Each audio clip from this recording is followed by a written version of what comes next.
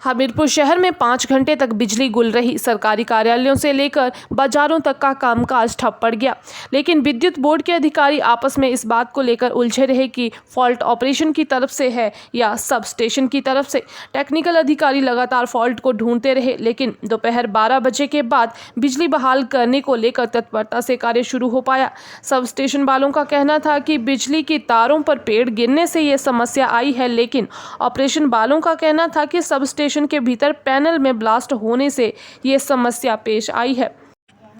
वहीं हमीरपुर के साथ लगते अणु, हमीरपुर, नदौर, रंगसदो, सड़का, भोटा चौक, बड़ू और साथ लगते अन्य ग्रामीण क्षेत्रों में बिजली कल रात से नहीं है। धनेटा, जोल, सप्पड़, पक्का, भरो के पास कई जगह पर बत्ती पिछले कल से गुल है।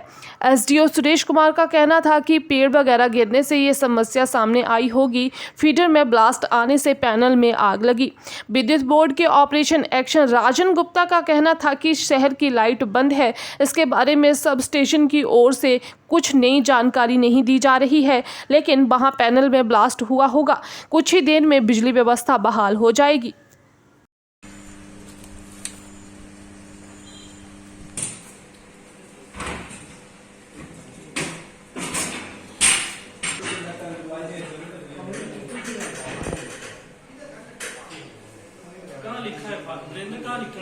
या रात को ये तूफान आया था तो उसमें ये पेड़ जो है वो डंगे से किसी के नीचे आके यहाँ पर गिरा। तारों के ऊपर तारों के कारण बचाव होगी ना, तो ये बिल्डिंग को भी नुकसान पहुँचा सकता है। और सरकार को चाहिए कि इस तरह के पेड़ यहाँ ही नहीं, बहुत सी जगह में रास्ते में किसी भी चलते वक्त कोई भी हादसा हो सकता है। तो जंगलात महकमा को भी ये थोड़ा अपने नोटिस में लाना चाहिए कि जो भी पेड़ यानी कि डेंजर जोन में है उनको लाल लकीर लगा के उसको कटवा देना चाहिए। ये आने वाले टाइम में कोई हादसा ना हो जाए। कोई स्कूटर पे जा रहा है, कोई गाड़ी लेके जा रहा है, तो जब तूफान चलेगा तो वो नेचुरली दुर्घटना ही होगी। मगर वो दुर्घटना बोल देंगे, पर दुर्घटना नहीं होने का कारण क्या है कि अगर जंगलात महकमा जो है स्टेप उठाए तो उन पेड़ों को काट दे तो किसी की जान माल को नुकसान नहीं होता। बिजली विभाग को तो इसके पेड़ के गिरने की कोई जानकारी नहीं है। ये तो किसी ने जानकारी दी तो फिर आके हटाया गया। इसमें जो हमारा हाउसिंग बोर्ड फीडर है उसमें पहले फॉल्ट आया और उसके बाद हमारे पैनल में आग लगी।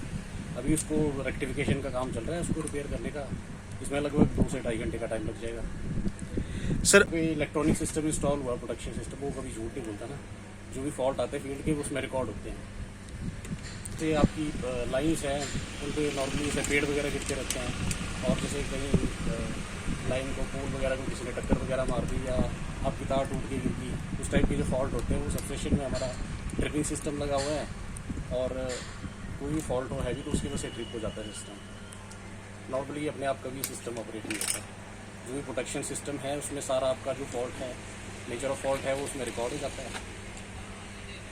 ये इसमें क्या है, इसमें जो आपका इलेक्ट्रॉनिक सिस्टम प्रोटेक्शन सिस्टम लगा हुआ हमारे सबस्टेशन में, वो कभी गलत नहीं बोलता। वो जो जिस भी टाइप का आपका फॉल्ट होगा वो यहाँ पे आके रिकॉर्ड हो जाता है। उसको ना आप चेंज कर सकते हैं ना मैं चेंज कर सकता हूँ।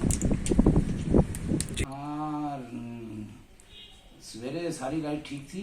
9:30 बजे के करीब कोई 132 के भी सब स्टेशन में कोई फॉल्ट आया, जिसके बारे में हमें भी नहीं बताया जा रहा है कि फॉल्ट क्या है।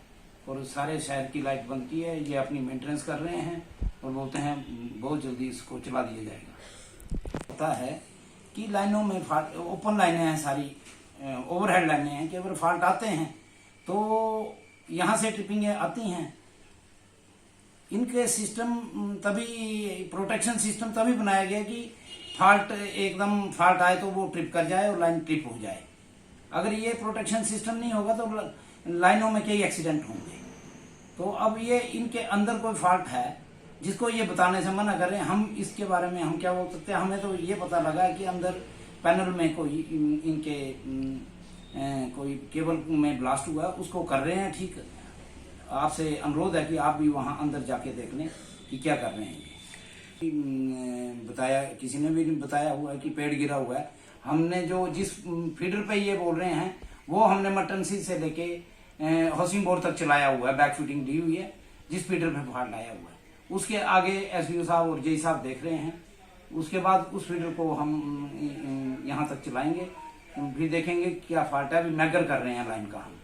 और नदौन चौक के पास मेरे पास कोई ऐसी ये नहीं आई कि नदौन चौक के पास कोई पेड़ गिरा हुआ है लाइन के ऊपर। अब मैं पता करता हूँ उसका, SDO साहिबान लाइन पे ही हैं, उसके बाद बताया जाएगा।